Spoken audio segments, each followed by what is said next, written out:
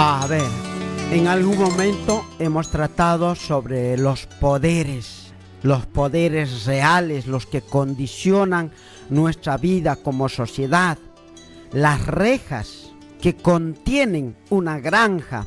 Por ejemplo, una granja de pollos tienen rejas o redes que los contienen, que los van seccionando, los pollitos en crecimiento y a los pollos que ya están en fase de final para la producción. Nosotros los seres humanos también tenemos barreras que nos condicionan la vida. Uno no puede hacer lo que a uno le place. Por ejemplo, en la época de las primeras civilizaciones, donde era la ley del más fuerte, uno se peleaba y sacaba la fuerza, o si era más acá, la pistola, como en el lejano oeste, le retaba, vamos afuera, y listo, sacaba la pistola y se definía a eso.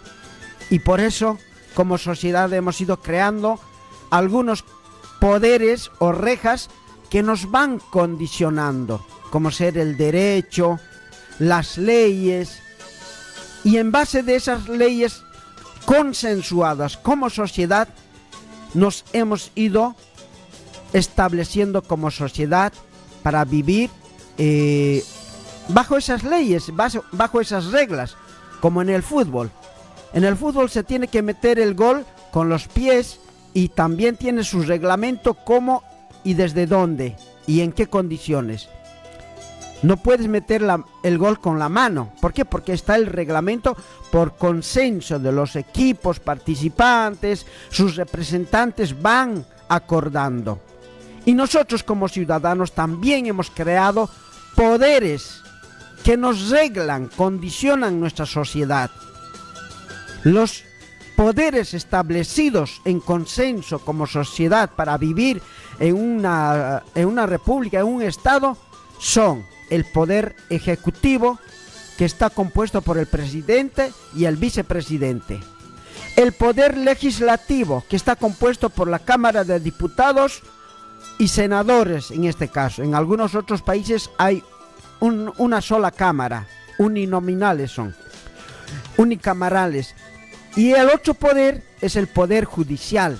Ese poder judicial también, esos tres poderes son los que condicionan en una república, poderes establecidos por consenso.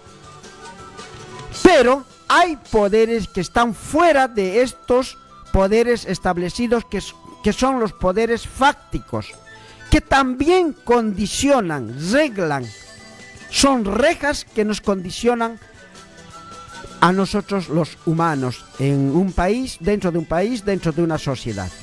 Dentro de esos poderes fácticos, les habíamos dicho que son los poderes militares, el poder de las fuerzas armadas irregulares, como son el terrorismo, los poderes que están de las farmacéuticas, y hoy en día vamos a hablar el poder de la religión, el poder de la fe.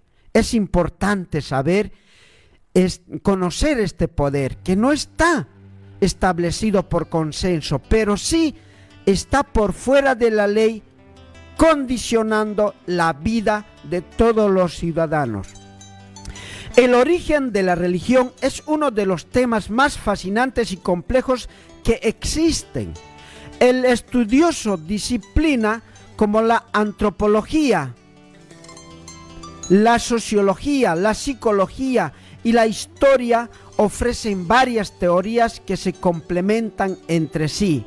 Podemos resumir las principales explicaciones en dos grandes categorías: teoría sobre la función y el origen psicosocial de la religión. Estas teorías explican por qué surgió la religión, qué necesidades humanas fundamentales satisface la religión, explicación de lo desconocido y reducción de la ansiedad para los humanos primitivos. El mundo estaba lleno de fenómenos aterradores e incomprensibles, tormentas, terremotos, enfermedades, la muerte. La religión ofreció una explicación a estos eventos no aleatorios, sino causados por fuerzas o seres intencionados, como ser espíritus, dioses. Esto dada a una sensación de control y orden, reduciendo el miedo y la ansiedad. Búsqueda del significado y el propósito. La religión responde a preguntas existenciales profundas. ¿Por qué existimos? ¿Qué pasa después de la muerte?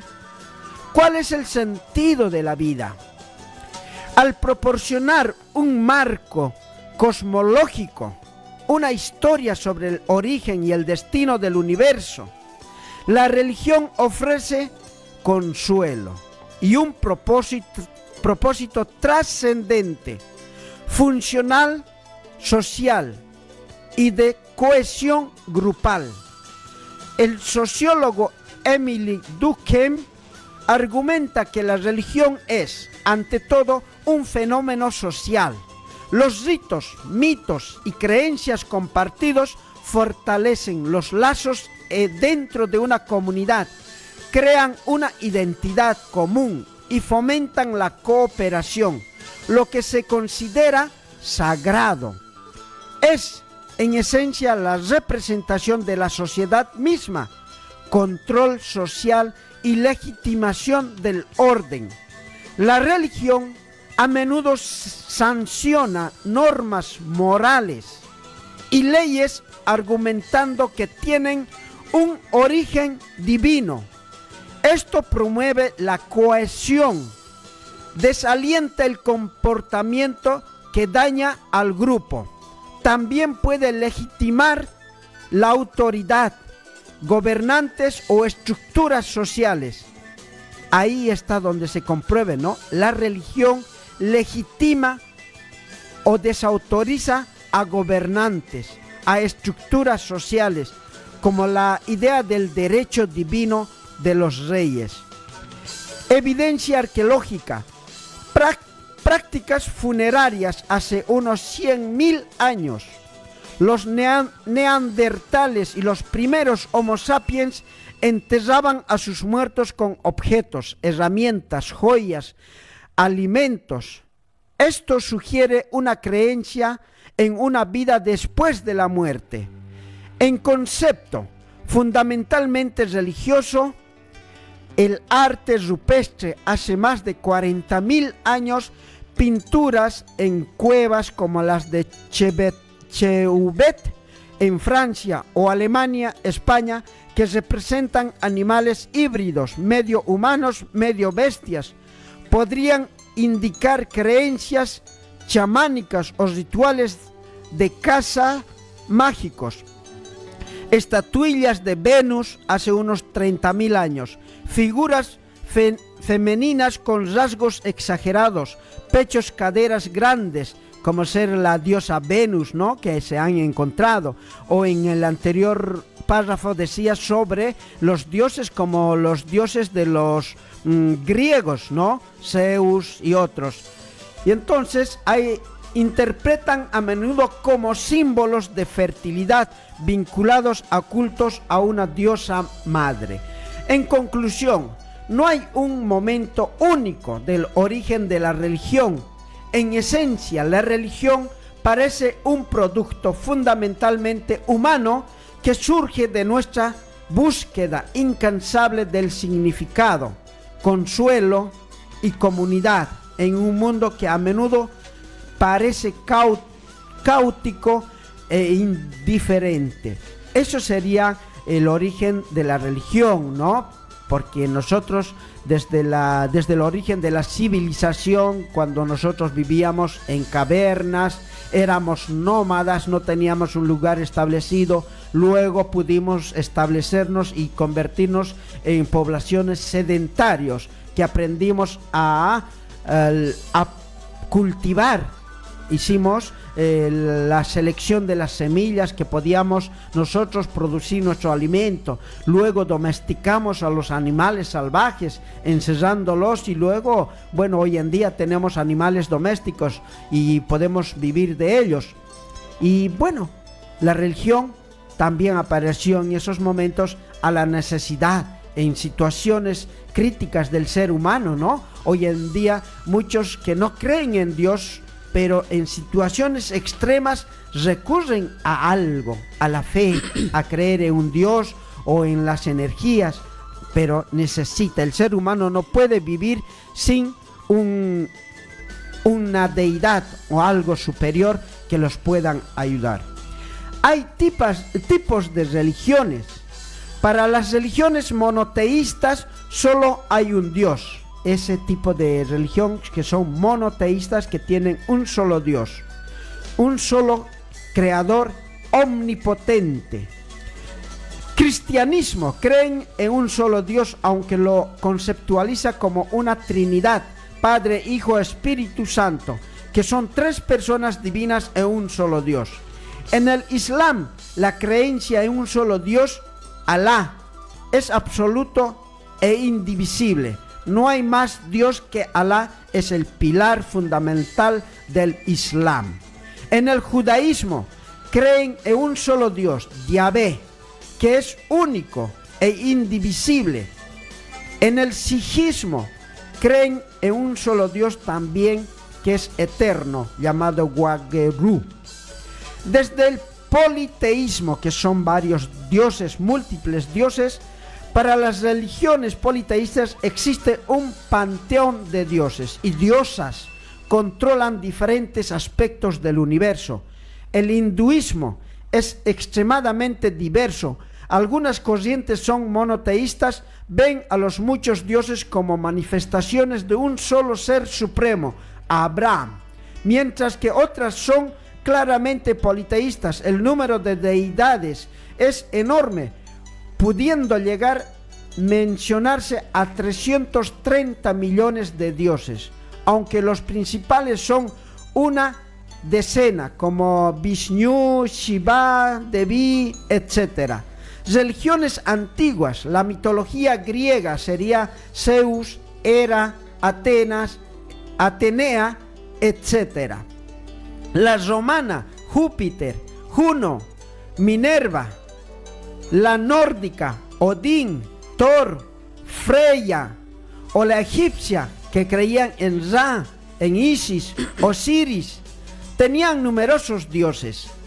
El sintoísmo en Japón, por ejemplo, creen en una multitud de dioses o diosas, llamados kami, que pueden residir en objetos naturales, animales o lugares.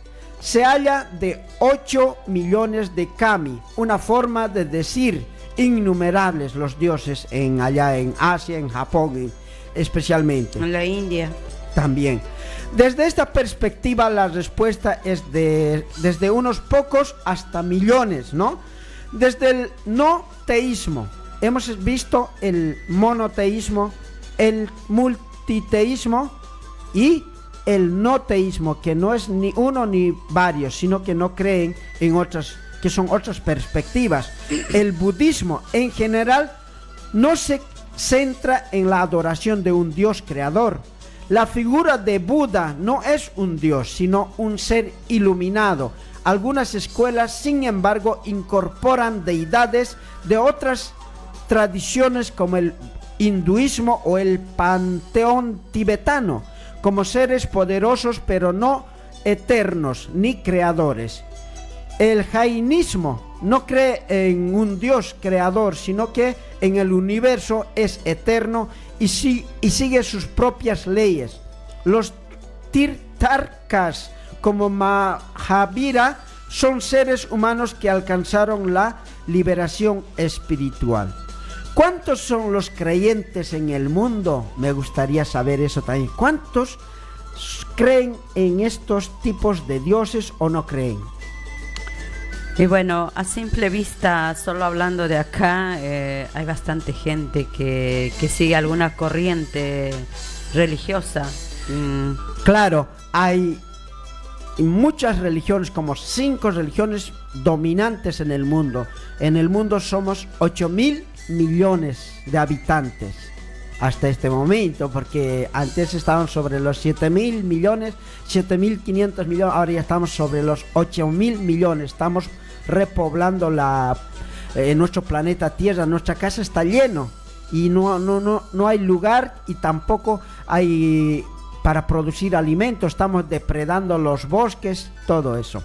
Entonces, ¿cuántos son los creyentes en el mundo? Las religiones predominantes en el mundo y su distribución porcentual, de acuerdo con datos del Pew Research Center correspondientes al 2020, son las siguientes: número aproximado de creyentes, miles de millones. Por ejemplo, el cristianismo, el 31%.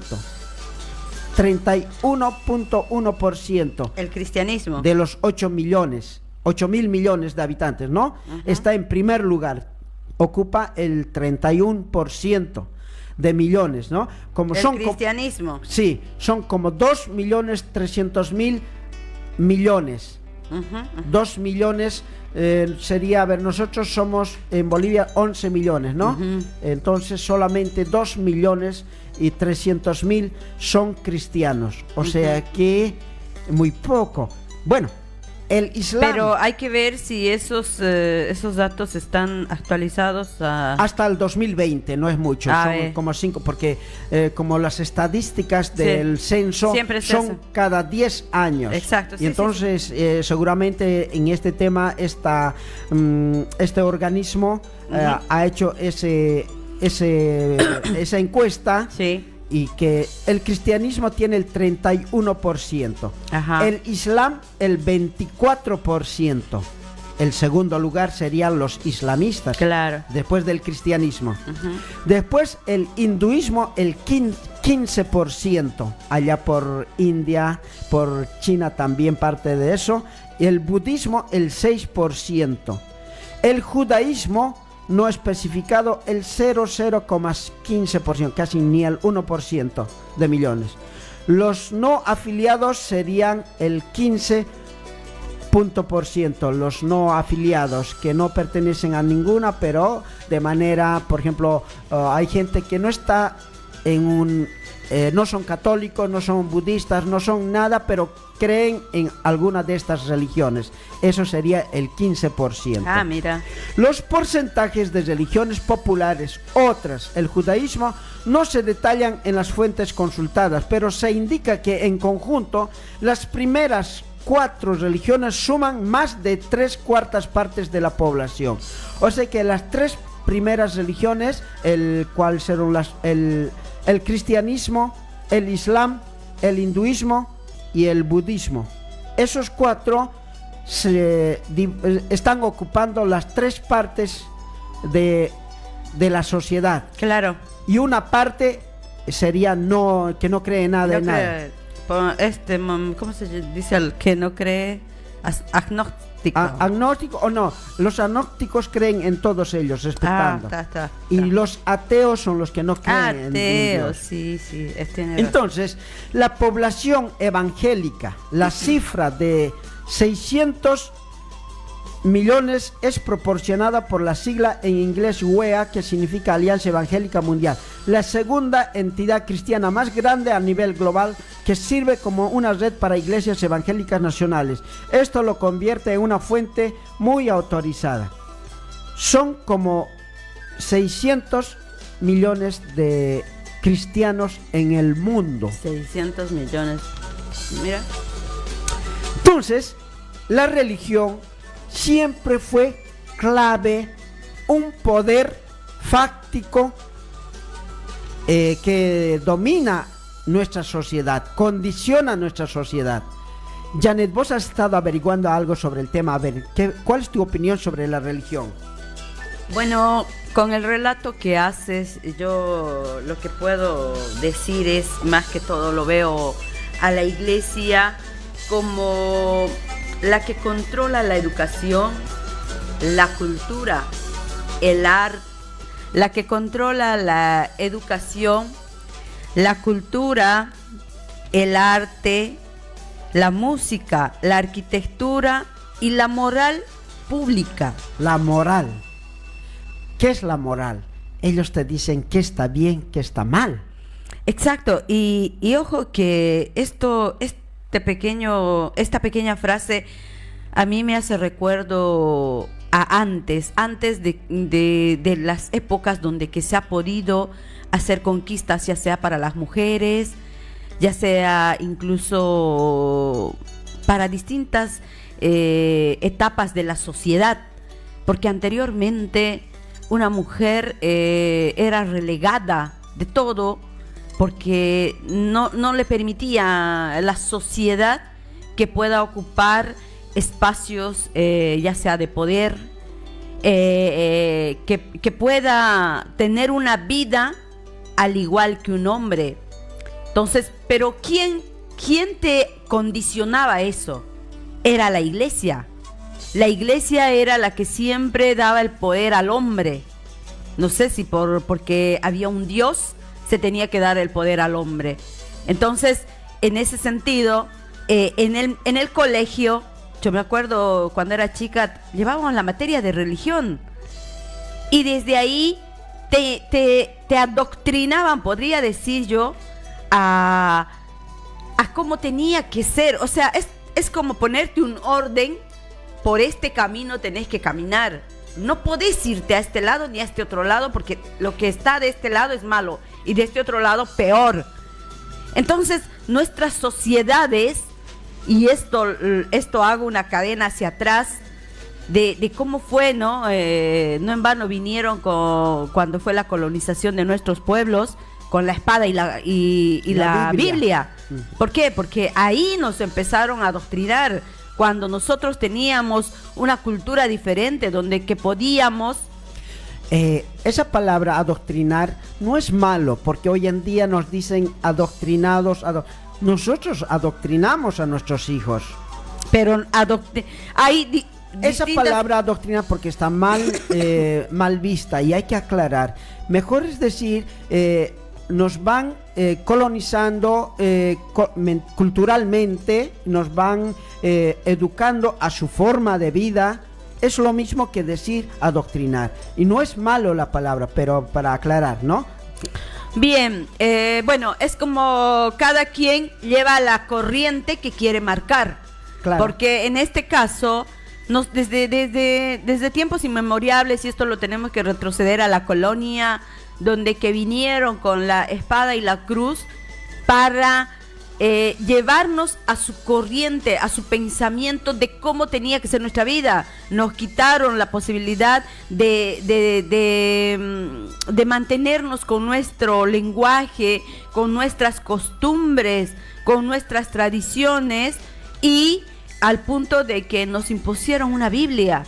Muchos, si alguno quiere estudiar o revisar la historia, donde que antes hubo una huaca, al menos los que tenemos esa conexión con nuestros antepasados, teníamos una huaca, nos hicieron colocar iglesias para que en ese lugar se vaya a rezar, o nos enseñaron incluso algo que no estaba en nuestra misma cultura. A ver, la Biblia no es tan mala como se cree, porque dan pautas de vida, no es malo, porque Jesús hablaba sobre estos temas del amor al prójimo, y nosotros los humanistas pues practicamos eso del amor al prójimo, de la responsabilidad social, y no es mala. El problema está en que hoy en día la religión, no es hoy en día siempre, ¿no? Porque en la época de los reyes, el Papa bendecía a los reyes. El Papa les daba autoridad a los reyes para que puedan hacer lo que quieran. O sea que la religión siempre fue un poder. Pasa que nosotros nunca nos dimos cuenta que la religión es un poder. A través del poder puedes hacer lo que vos quieras. Entonces, como es un poder hoy en día, la religión se está manifestando mucho más. Más me di cuenta cuando Bolsonaro fue electo por evangelistas. Y en Brasil hay una mayoría de la sociedad humilde, pobre, que son evangelistas. Y son creyentes de lo que dice su pastor. El pastor no es inocente. El pastor tiene contactos con los políticos, ponen y sacan políticos. Y entonces, así como los medios de comunicación, también el poder del medio de la comunicación es también un poder fáctico.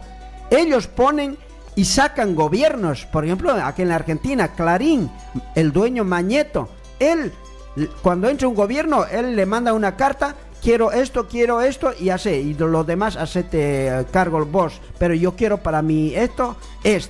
Y así se han apropiado de muchos recursos estratégicos de la comunicación. La ENACOM, Telefónica, se han apropiado. Sí. Y entonces dominan la comunicación acá en la Argentina. Eso es un poder. Y la religión, lo mismo. Ellos van condicionando el máximo representante de acá de la religión. ¿Qué título tiene? ¿Viste? Sí. Obispo, creo. Hay títulos. Esos de alta jerarquía de la religión hablan con los presidentes, también presentan su carta, hoja de ruta para el gobierno. Yo lo que quiero ahí sobre la religión, también quiero rescatar algo. Hablando de acá, ¿no? De Latinoamérica, a los padres, opción por los pueblos. Y son el padre Luis Espinal. En Bolivia. En Bolivia. Y acá hay padres que están a favor del pueblo, que acompañan, que tienen otra mirada. Bueno, la religión entonces está para dominar, pero vienen con buenas intenciones, como Jesucristo. Y muchos de los que practican las religiones, pues, hacen caso a lo que el fundador o el que ilumina, siguen su camino de lo que dijo Jesús, el amor al prójimo. Pero la mayoría lo utilizan para el bien personal, para dominar. Y entonces vos estás hablando de estos religiosos que en la historia ha habido, que han cumplido al pie de la letra los mandamientos de Dios o de Cristo. Pero lo que está ocurriendo acá en la Argentina, quiero que escuches esto. ¿Evangélicos al poder, sí o no? Sí. ¿Y sabes por qué? Porque a partir del 10 de diciembre, 2 senadoras y 7 diputados asumirán sus bancas en el Congreso Nacional. Así como lo escuchas. Y vos decís de dónde sacaron los votos. Pues bien, según datos del CONICET, más del 15% de los argentinos, es decir, algo así como más de 7 millones, son evangélicos. ¿Y cuál es el problema? Algunos de los temas que tienen en agenda. El aborto, la ESI, la educación sexual integral en las escuelas. Esos son algunos de los tópicos. ¿Y cómo se financian estas iglesias? Hagamos un ejercicio de memoria. ¿Te acordás del caso de la iglesia del Chaco, Portal del Cielo, donde el pastor contó que sus 100.000 pesos se convirtieron en $100.000? Y a partir de todo esto me surgen algunas dudas. A ver si vos me ayudás a contestarlas. ¿La fe se usa para hacer política? ¿O la política se usa para lavar dinero de la fe? Por otro lado, cuando un pastor se convierte en legislador, ¿habla como representante de Dios o como representante del pueblo? Bueno, te leo. Evangélicos al poder. Ahí está. Acá en la Argentina ahora van a asumir esos 2 senadores. 7 diputados, son 7 votos. Cuando se tiene que aprobar una ley, hay un empate en algunos casos. ¿Y quién tiene que desempatar? El vicepresidente, que en ese caso es el presidente de la Cámara del Poder Legislativo. Exacto, sí. Entonces, estos 7 son 7 votos para aprobar o reprobar. ¿Y quiénes son? Pastores evangélicos.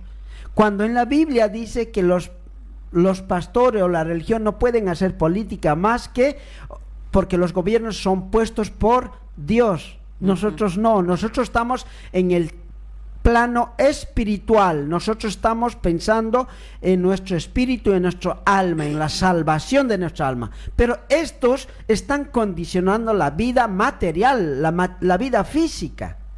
Ese es el poder, eso es mi preocupación. ¿Y quiénes son los que votan? No solo estos como pastores ya están adentro del Parlamento, que van a decidir las leyes.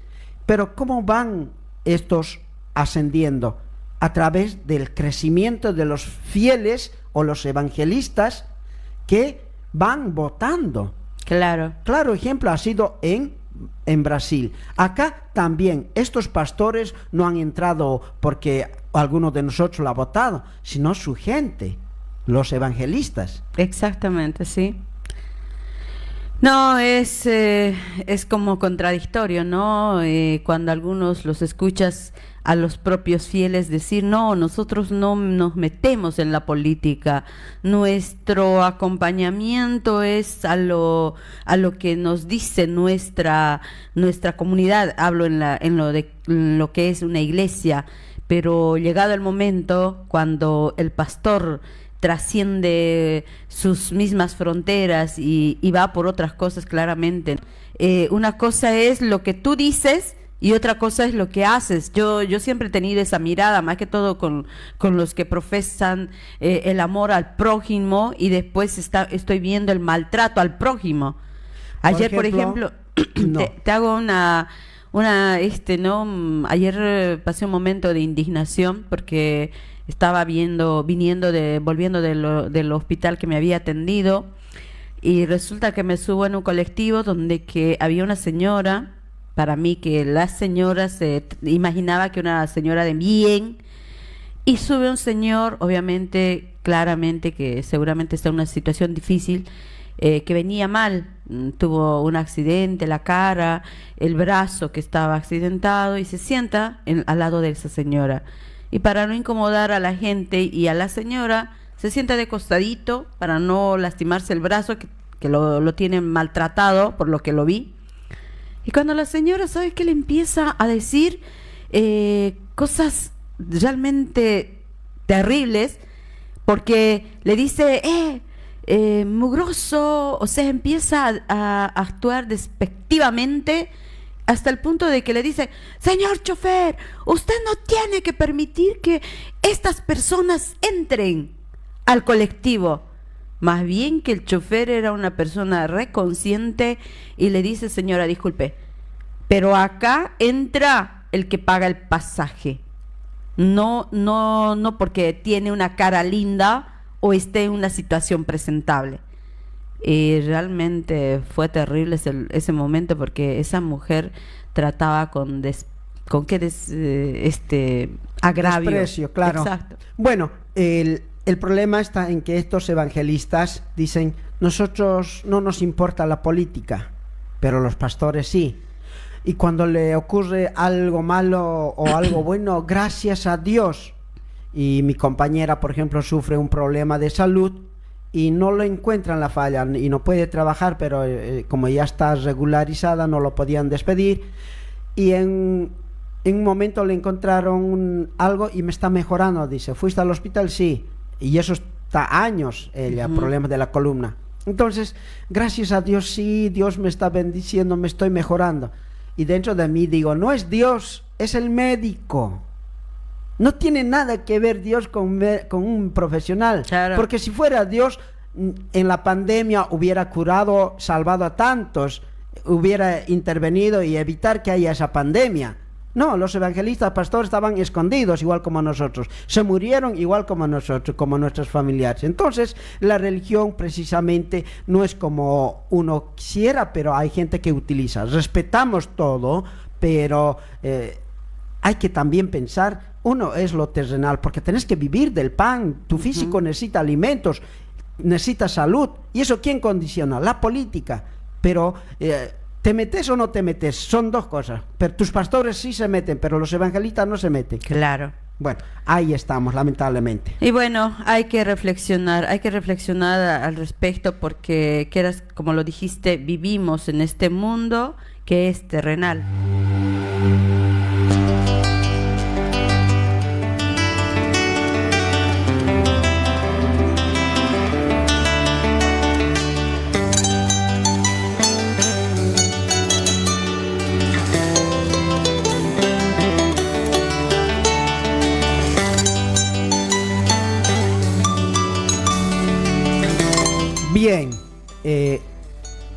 muchos de nosotros escuchamos la ciudadanía, el ciudadano, nosotros los ciudadanos. Primero quisiera saber qué significa ser un ciudadano, cuál es para ser, porque antes de nosotros no éramos ciudadanos antes del 52. Hoy mismo algunos que están fuera del sistema no llegan ni siquiera a ser ciudadanos. ¿Qué es un ser ciudadano para vos, Janet? Un ciudadano es una persona reconocida por un Estado como un miembro de una comunidad política, con derechos como valor, el poder recibir protección, el acceder a servicios y obligaciones, cumplir las leyes, pagar impuestos, participar responsablemente en la vida social. El ciudadano significa pertenecer a un país y participar activamente en su vida política y social, ejerciendo derechos y cumpliendo deberes. A ver, vamos a escuchar al que sabe, uno de los que... ¿Quiénes son los que saben de su materia más que todo, no? Porque el médico es especialista en su tema, en su rama médica, y encima se subdividen. Claro. Hay ortodoncistas, cirujanos, pediatras y así. Sí. Pero uno con ellos no puede ejercer un médico pediatra con un médico ortodoncista o con un médico traumatólogo. Pero todos son médicos. Por eso cada uno sabe de su tema, zapatero a sus zapatos. Y entonces, aquellos que se dedican, pues hoy en día vamos a preguntar a uno que sabe mucho sobre las ciencias políticas, un politólogo, un filósofo. Y entonces, aprendamos de él. ¿Ser ciudadano es solo tener un documento y poder votar? Para Aristóteles, no. Para él, ser ciudadano significaba participar activamente en la vida pública, interesarse por lo que pasa en la comunidad. Él decía que el buen ciudadano no es el que obedece ciegamente, sino el que piensa, opina y colabora. Eso puede verse cuando jóvenes se organizan para defender el ambiente, exigir igualdad o mejoras para su barrio o institución educativa. En la segunda mitad del siglo XX, los movimientos por los derechos humanos, como el de Martin Luther King, mostraron esa idea. La política nace cuando las personas se unen para mejorar su mundo. Y en el siglo XXI las redes sociales se convirtieron en la nueva ágora moderna o plaza pública donde la gente debate, exige y participa. Aunque también encontramos ruido, desinformación y odio. Aristóteles nos recordaría que la política no se trata solo de hablar, sino de buscar juntos el bien común. Aristóteles nos enseñó que la política no es solo cosa de gobernantes, es una tarea de todos, porque si la sociedad es una casa común, cada uno tiene su parte para cuidar. Y entender la política, decía él, es aprender a vivir bien, junto a los demás. Bueno, ahí salió su propaganda de que hay que aportar. Y en algunos casos es así. El conocimiento vale, cuesta. ¿Cómo creen que trabajan los filósofos? ¿Dónde trabajan los filósofos? No, simplemente van orientando, capacitando a dirigentes sociales, políticos, maestros. Sí. Eso es su trabajo, su ambiente de trabajo, pero simplemente con las ideas. Y lo que dice acá, que en la época de los griegos, Platón, Sócrates, esos filósofos antes de Cristo, sí, hacían debates públicas en las plazas y después arman sus academias para poder pensar cómo es la vida, cómo está formado la sociedad.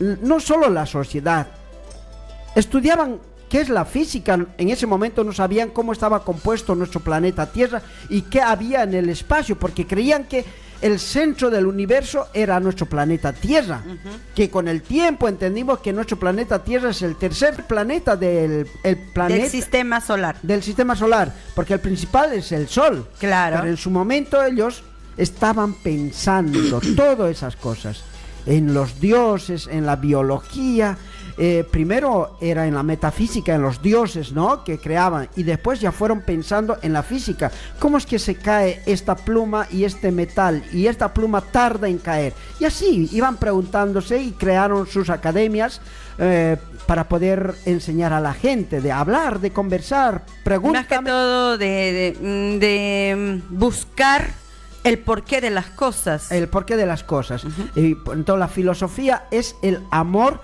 al saber. Entonces este señor dice que Aristóteles, para ser un ciudadano, tiene que comprometerse, ejercer sus derechos y exigir también, ¿no? Claro, pero un ciudadano habló que... también de las redes sociales. Hoy en día las redes sociales se han vuelto grandes lugares de debate también. Exacto, sí. Y así que me encanta que la gente vaya expresándose. En algunos casos anulan una opinión por el hecho que tiene una mala ortografía, o por el hecho de que no puede expresarse de manera fluida, como los académicos, los que han ido a las academias, ¿no? Y ellos critican y anulan la opinión. Pero el saber pensar no es lo mismo que saber. El saber hablar no es lo mismo que pensar.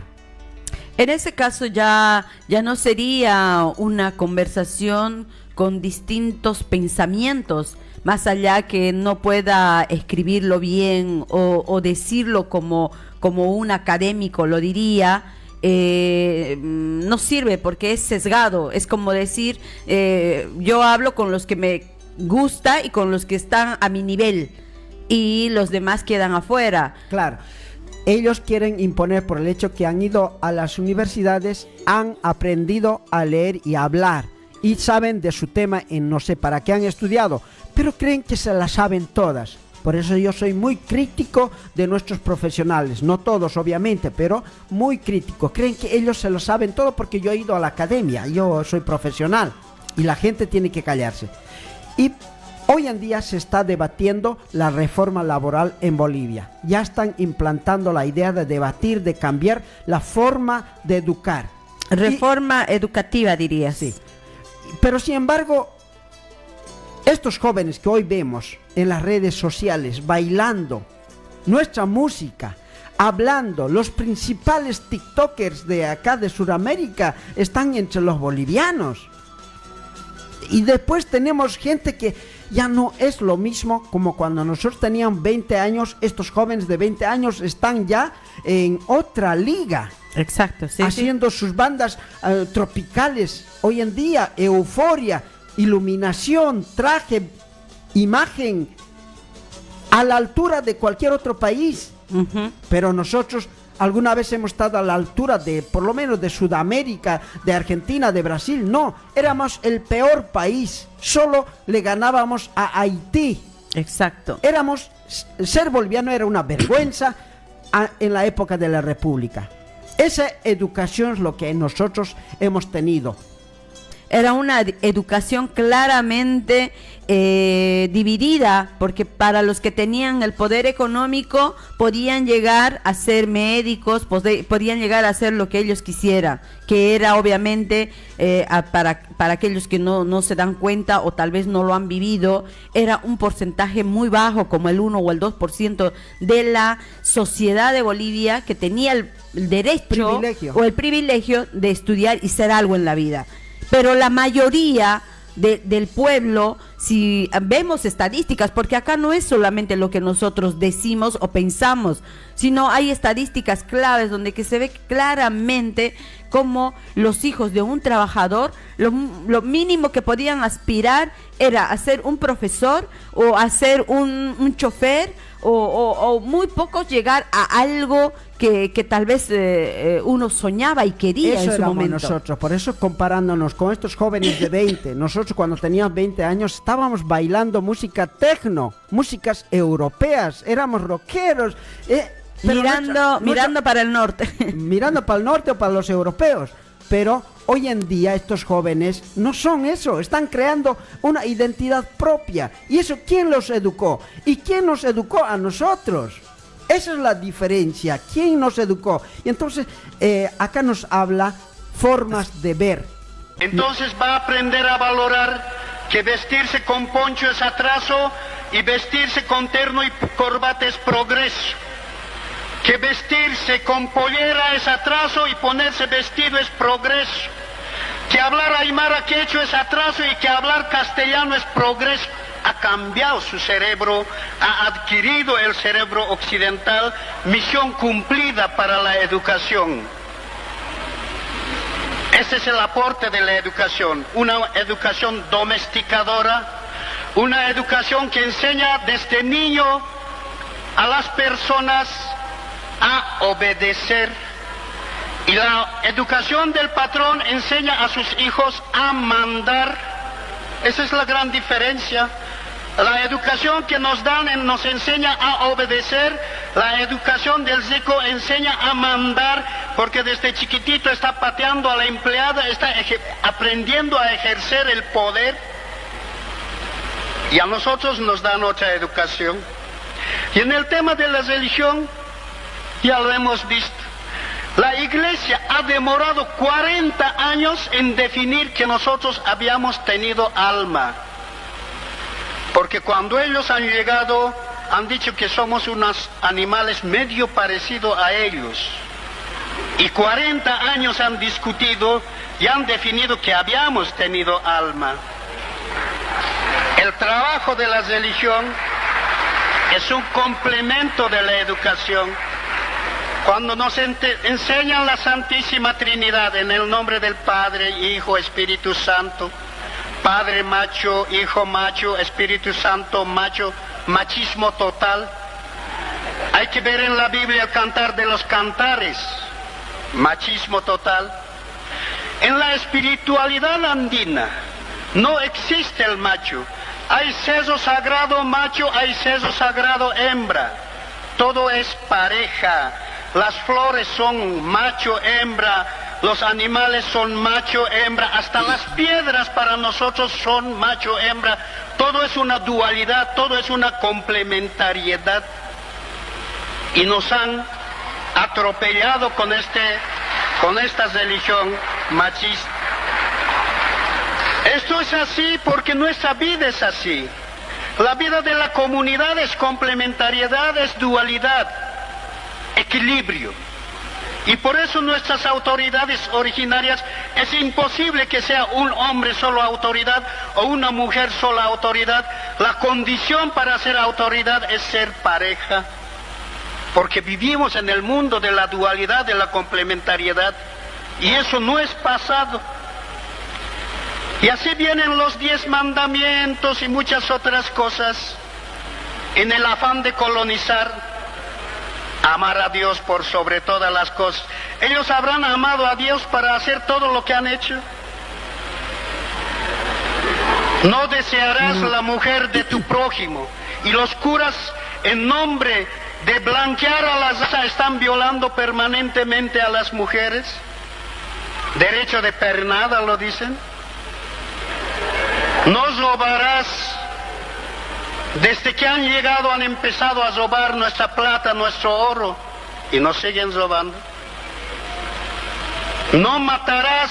¿Cuántos millones y millones de indios han matado en nombre de su Dios? Y todavía nos enseñan de que, bueno, son pobres ustedes, no importa, porque los pobres van al cielo. Y nosotros, como creemos eso, queremos ir al cielo, entonces queremos ser pobres. Aceptamos ser pobres, buscamos ser pobres, estamos orgullosos de ser pobres porque es la única forma de conseguir un boleto al cielo. Y cuando le decimos, y aquel millonario, nos dice, no te preocupes, ese va a ir al infierno. Y con eso nos consuelan y nos desarman en nuestro espíritu de lucha. Han desestructurado nuestra religión. Todas las iglesias que están construidas sobre nuestras huacas sagradas. ¿Por qué? Porque han visto que el indio iba a un lugar importante, entonces han dicho, aquí hay que poner iglesia, porque aquí viene el indio. Y así es la iglesia de San Francisco en La Paz, y hay muchas iglesias, hay que investigar. Nos han desestructurado el cerebro religioso, porque, a ver, cuando quieres construir una casa, el yatiri, ¿con qué oveja hace la ceremonia? ¿Con oveja blanca o con oveja negra? Blanca, negra. Ni blanca ni negra. La matriz de nuestra religiosidad es la llama. La llama es elemento sagrado, lo espiritual central de nuestra religión. Pero como ellos han llegado y no conocían la llama, nos han encajado la oveja, porque no se puede decir, pues, llama de Dios que quita el pecado del mundo. Mejor es Cordero de Dios que quita el pecado del mundo.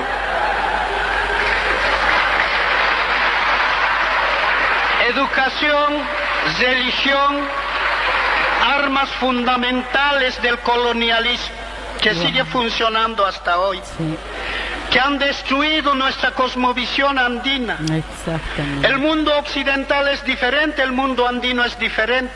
Sí. Para el mundo occidental la unidad es uno, todo vale uno, todo es uno, por eso hay individualismo. Para el mundo andino la unidad no es uno, la unidad es dos, todo vale de dos, todo es pareja, todo es chachahuarmi. Por eso complementariedad, dualidad. Para el mundo occidental, el hombre está sobre la tierra. Por eso puede vender la tierra, puede explotar la tierra, puede enajenar la tierra, puede matar a la tierra, no es parte de él. Para el mundo andino, el hombre es parte de la tierra, por eso no puede venderla, no puede enajenar, no puede maltratar la tierra. Es parte de nuestra cosmovisión que ha estado en riesgo. Y cuando acá nos quieren hablar de democracia, es lo mismo. En el mundo occidental, el que es candidato a presidente mejor se ha ido a la universidad, porque el que más ha leído dice que es más inteligente, y así sucesivamente. Y en el mundo andino, no importa si uno ha ido o no ha ido, o ha estudiado o no ha estudiado, porque el poder es circular. Tiene que llegar a todos los miembros de la comunidad. El poder empieza de un lado y se cose para todos los miembros de la comunidad. Por eso cada persona tiene que saber que en algún momento le va a tocar ejercer el poder, y tiene que hacerlo bien, porque es la única oportunidad. Porque este poder, cuando se cose por la comunidad, da vuelta a la comunidad, pero no retorna a la misma persona. Es incíclica, es sin retorno. Entonces, ahí nosotros tenemos la democracia del poder, y eso no es pasado, eso lo estamos viviendo actualmente con nuestras autoridades originarias. Y es por eso que en estos temas, por ejemplo, cuando ayer estaban hablando del cuartel, del servicio militar, la dimensión del cuartel hace a la continuidad colonial. Es un mecanismo de igualación de zona. Primero nos dicen indio, con la reforma agraria nos dicen campesino, pero ahí nomás queda. Y para incorporarte a la vida nacional tienes que ir al cuartel. Solamente después de salir del cuartel tienes tu grado de ciudadano boliviano. Machá, ciudadano. Por eso se hacen pues una banderita para festejar, porque es un nuevo ciudadano incorporado a la vida nacional. Solo el cuartel. Entonces, el cuartel, mecanismo de igualación social, servicio militar obligatorio, pero que en él todo el tiempo se ha convertido en un servicio al militar y obligatorio. Hay que llevar la canasta de la señora del militar al mercado, hay que servir al militar. ¿Y qué ha hecho? Con el pretexto de bajo banderas, atrocidades con nuestros hijos. Es por eso que no puede haber servicio militar obligatorio, por el carácter colonial que tiene esa forma de hacer servicio militar obligatorio. Mientras las Fuerzas Armadas estén al servicio del imperio y del capital. Mientras no cambie su estructura, su esencia, no puede haber servicio militar obligatorio. Y no es una propuesta nuestra, es una propuesta de los congresos de mujeres campesinas, de las madres que han perdido sus hijos en los cuarteles por esta forma racista de tratar a nuestros hermanos indígenas. Mientras siga esa estructuración, es muy difícil pensar en ello.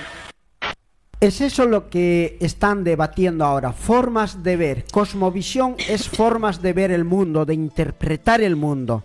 Hoy en día nosotros estamos con el sistema de educación Avelino Signani, compuesto por nuestro hermano Evo Morales, por el ministro de Educación. Pero el resultado ha sido satisfactorio, no excelente, satisfactorio, porque ese proyecto se ha roto con el golpe de Estado del 2019. Esos jóvenes que han nacido en el Estado plurinacional de Bolivia, ahora tendrán como 15, 20 años. Hoy en día estamos viendo en las redes esos jóvenes, campeones en ajedrez, campeones en boxeo, campeones en atletismo, campeones en la danza, en todo sentido están visualizando. Esos jóvenes educados con el sistema Avelino Signani quieren romper para volver a imponer la cultura del egoísmo, la cultura del individualismo, la colonización mirando a Estados Unidos, a Europa, pérdida de nuestra identidad. Eso quieren ellos, por eso quieren reformar la educación en Bolivia. Bueno, pues ahora es el momento de que el pueblo pueda defender esto que se ha logrado hacer, porque de verdad, si nos ponemos a mirar hacia atrás, aquellos que no hemos tenido oportunidades, hablo en mi persona, por ejemplo, a mí me hubiera encantado que yo nací, me crié en un campamento, que podríamos haber salido con delegaciones a conocer otros departamentos, como lo tuvieron estas nuevas generaciones que han entrado con Avelino Signani, porque ellos pudieron hacer los juegos plurinacionales. A mí, por ejemplo, me encantaba el básquet. Hubiera querido ir a conocer otros departamentos, otros lugares y ver otras personas de distintos lugares. Del Beni, Santa Cruz, exacto, tener esas convivencias, porque eso ayuda a que uno se pueda fortalecer y cambiar la idea, porque no es lo mismo. Bolivia tiene 3 regiones: la región del altiplano, la región del valle y la región del occidente. Del oriente. Bueno, perdón, del oriente. Ahí, por ejemplo, entrelazar las culturas, entrelazar la forma de vivencia, porque no son lo mismo. Y esto claramente lo hemos visto. Anteriormente, si nos acordamos de nuestros deportistas, ¿cuándo hemos tenido una medalla? Por lo menos en el 3er o 4 lugar. No lo teníamos. Es raro que yo voy a irme siempre a las estadísticas, no lo que yo hablo, porque en las estadísticas está plasmado Bolivia cómo venía en el medallero de cuando habían los Juegos, las Olimpiadas. ¿Dónde estaba Bolivia ubicada? Ahora tú ves, y hay también ahí tengo que retroceder, cuando la gente protestaba por las canchas, que las canchas que se hizo, ¿para qué sirve? ¿Para qué? Y ahora ves las mujeres jugando fútbol, los hombres haciendo deporte, los chicos llegando a hacer cosas que antes Bolivia no se hacía. ¿Por qué razón? Antes, y desde que llegó un gobierno donde que pensó en la integridad de todos, donde que creyó que los niños tenían el futuro para que Bolivia pueda ser reconocida a nivel mundial. Y no solamente es el deporte, es en la cultura, la música. Si vemos nuestros grupos musicales antes, se quedaba ahí en el molde. no había nada de trascendencia que podía salir y mostrarse y hacer una competencia con la música que antes nosotros o la mayoría idolatraba como lo que es la música del norte o los que están del lado europeo. Ahora yo siento gran alegría por nuestros jóvenes, porque ahora no solamente es Bolivia, es acá en la Argentina, es en España, es en el mundo que nuestros jóvenes se han empoderado. Y lo que más, de verdad, yo me siento muy feliz y quiero hacer llegar esta felicitación a todos los jóvenes que hacen la cultura, que pueden bailar un salay, que pueden bailar un tinku, pero que lo bailan con ese amor, con esa identidad. Y por esa misma razón yo digo que ahora no podemos permitir que nos quieran quitar todo lo que hemos avanzado, porque si nos ponemos a pensar, lastimosamente este gobierno solo viene a buscar nuevamente encaminarnos en ese molde que hace rato dijimos, ese molde donde que no te deja crecer, donde que no te deja avanzar, pero sí te quiere llevar como antes. Antes éramos como los esclavos del sistema que nos tenía arrodillados y pidiendo limosna. No permitamos, no podemos volver atrás.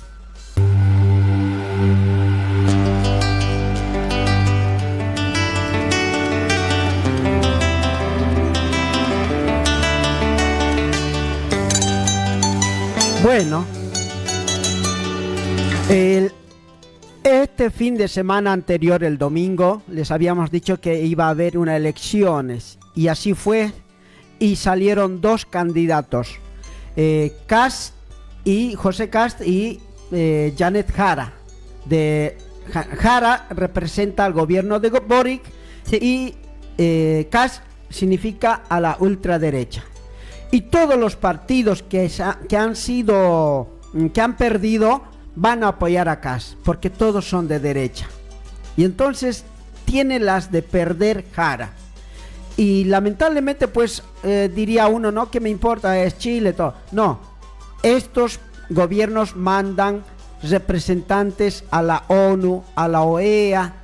Ellos se manifiestan a favor, en contra de los pueblos, ¿no? Porque si gana la derecha, representa a las corporaciones de la Coca-Cola, la corporación petrolera de Shell, a las corporaciones de las farmacéuticas, a las corporaciones de las armas, todo eso, al poder económico. Pero lo del pueblo no somos nada si pierde en Chile. Y estamos así.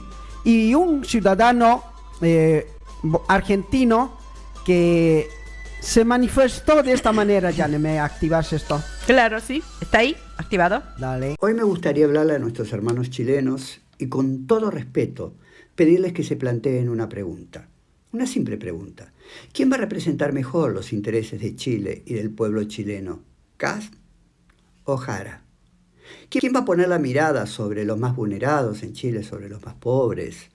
¿A quién le va a importar que los chilenos tengan acceso un poquito más a una educación y a una salud de calidad? ¿Kast o Jara? ¿Cabe la posibilidad de que haga negociado con las empresas internacionales, que se pliegue a esta ultraderecha para saquear a Chile aún más? ¿Kast o Jara? Yo creo que la respuesta es muy simple, pero les pido que miren a la Argentina, lo que nos pasó. ¿Por qué nos pasó lo que nos pasó? Porque estábamos mal después de la pandemia y demás, todo lo que ya sabemos, y pensamos que no podíamos estar peor. Y la gente tuvo esperanza de que, bueno, con todo lo que obviamente, con el poder mediático que tienen, y miren cómo estamos. Así que no se confundan. Yo creo que se tienen que plantear esta pregunta. ¿Quién va a mirar por el pueblo chileno? ¿Kast o Jara? Yo creo que la mayoría de los chilenos sabe la respuesta. Que no los confunda la esperanza y los cantos de sirena. Se puede estar peor. Y si no, miren Argentina, que votamos porque estábamos mal y en realidad ahora estamos peor. Pero es que tengo muchos seguidores chilenos que me hablan todo el tiempo, que me invitan a Chile. Tengo muchos amigos chilenos y estoy muy preocupado por lo que puede pasar en Chile y que se convierta en algo peor que Argentina. Les mando un beso.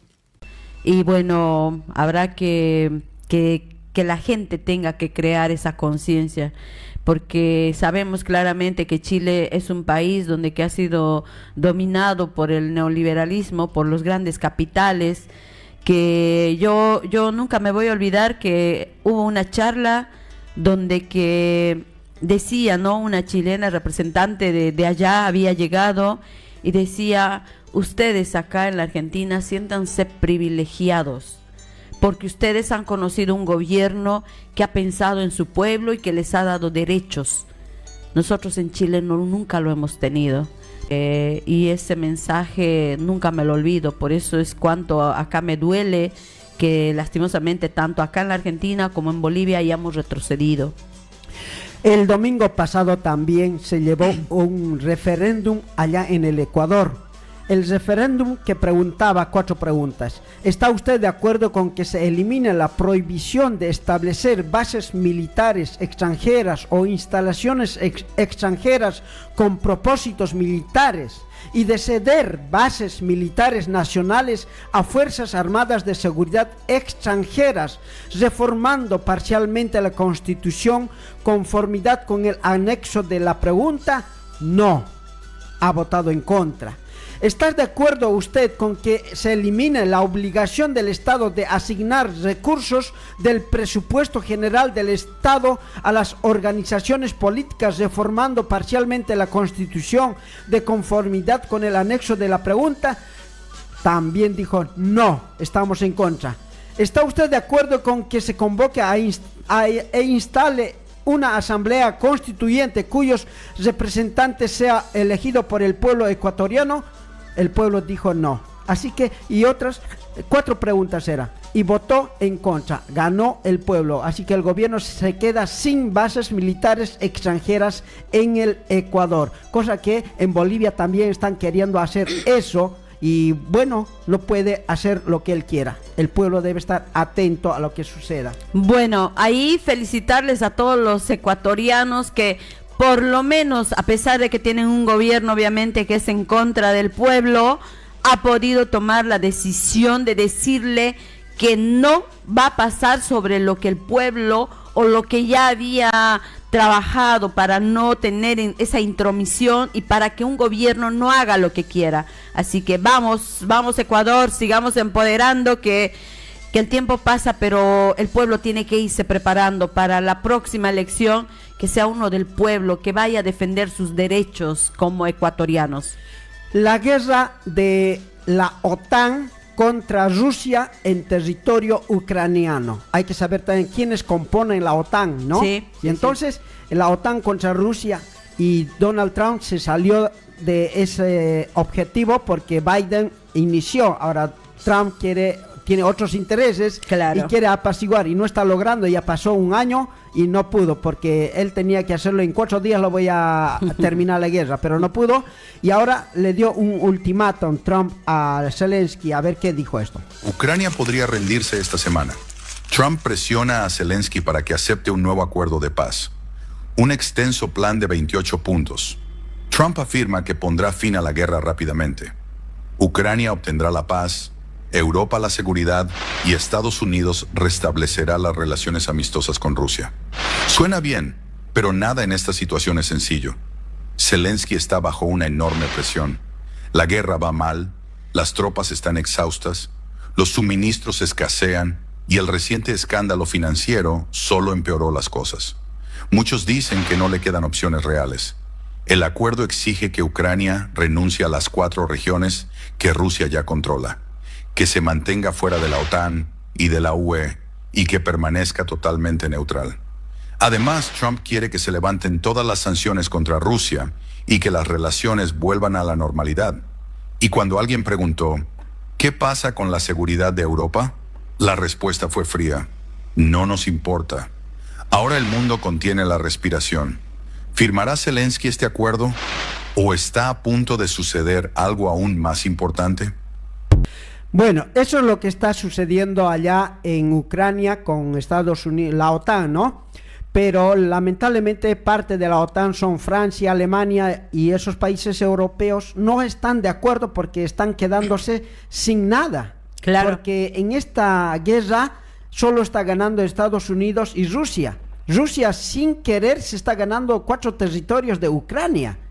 Y Francia, y que son parte de la OTAN, estos se están quedando sin nada porque no son nada sin Estados Unidos, porque Estados Unidos les da seguridad a Europa, y como Estados Unidos se está saliendo y está diciendo paz, y estos se quedan sin nada, así que por ahí pueden apostar a algo, porque Macron sí, está pensando invertir más en armas y continuar tal vez con la guerra. Por eso esta semana que viene va a ser decisiva en qué termina la guerra. ¿Termina o inicia la Tercera Guerra Mundial? Así estamos, Janet.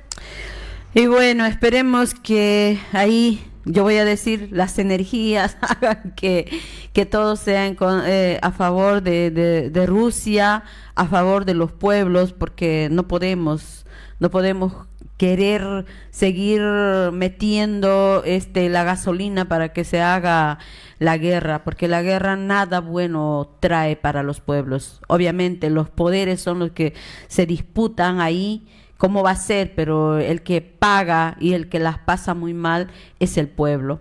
Por esa razón nosotros tenemos que reflexionar.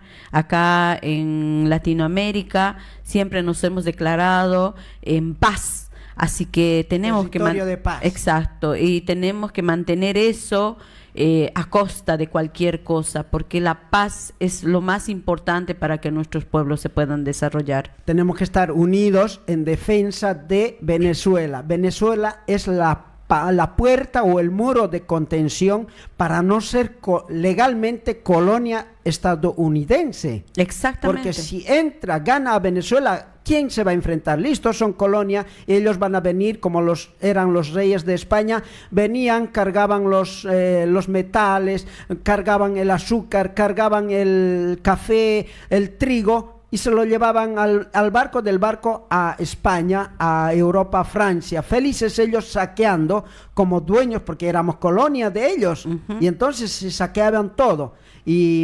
Pero ¿cómo vivía nuestra gente? Cuando ya han terminado con nuestra gente, han traído del África esclavos para comerciar con los esclavos. No, la historia es vergonzosa de la historia humana, lamentablemente. Exactamente, y nosotros que hemos logrado abrir los ojos, darnos cuenta, porque antes por más que lo veíamos, no hacíamos nada, en cuestión de levantarnos como pueblos, porque no solamente podemos hablar por nosotros, hablar por los pueblos. Ahora hemos tenido ese valor de despertar y no podemos apagarnos, no podemos que nuestra luz o que nuestra energía se apague. Al contrario, tenemos que seguir defendiendo, porque si no defendemos lo que es nuestro, hace rato decían, ¿no? Nosotros los hombres somos con la tierra, no aquellos que quieren destruir la tierra. Hasta Así el próximo sábado, Janet. Les deseamos lo mejor, que terminen este fin de semana largo, ¿no? Que disfrute la gente, y cualquier cosa nos estamos viendo el próximo sábado.